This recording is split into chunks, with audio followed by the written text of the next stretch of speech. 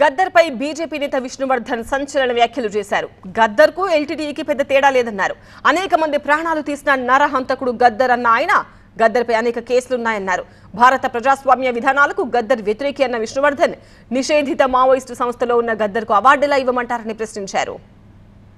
భారత రాజ్యాంగాన్ని విశ్వసించినటువంటి వ్యక్తి గద్దర్ గారు. ఈ భారతదేశం ప్రధానమంత్రిని, రాష్ట్రపతిని, రాజ్యాంగ వ్యవస్థను గుర్తించినటువంటి వ్యక్తి గద్దర్ గారు. గద్దర్ గారు చనిపోయే వరకు కూడా ఆయన మీద అనేక మంది పోలీసులు చంపిన కేసుల్లో ముద్దాయిగా కర్ణాటకలో కోర్టులకు తిరిగాడు. భారత రాష్ట్రపతికి లేఖ రాసుకున్నాడు. సుప్రీంకోర్టు ప్రధాన న్యాయమూర్తికి గద్దర్ గారు లేఖ రాశారు. నేను తెలుసో తెలియకో అనేక మంది పోలీసులు చంపడానికి లేకపోతే ఆ యొక్క పవన్ కుమార్ ఈయన ముర్రా గేదెల పెంపకం చేస్తూ నెలకి 1,00,000 సంపాదిస్తున్నారు.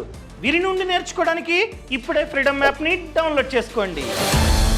మావోయిస్టులో ఉండి నేను ఆ రోజు కేసుల్లో ఇరుక్కున్నాను, నేను ఇప్పుడు కోర్టుల చుట్టూ తిరగలేకపోతున్నాను, వయసు రీత్యా నన్ను ఎగ్జంప్షన్ ఇవ్వండి అని చెప్పి భారత ప్రభుత్వానికి, సుప్రీంకోర్టుకు, రాష్ట్రపతికి లేఖ రాసుకున్నాడు, ప్రధానమంత్రికి లేఖ రాసుకున్నాడు గద్దర్ గారు. అంటే అతను నేను మావోయిస్టు అనేటువంటిది ఈరోజు ఎవరన్నా పోయి గూగుల్ చేస్తే ఈ గద్దర్ ఎవరు అంటే ఒక మావోయిస్ట్ లీడర్.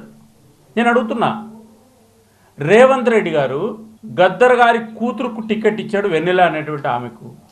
కాబట్టి ఆమె ఇప్పుడు కాంగ్రెస్ పార్టీ కార్యకర్త.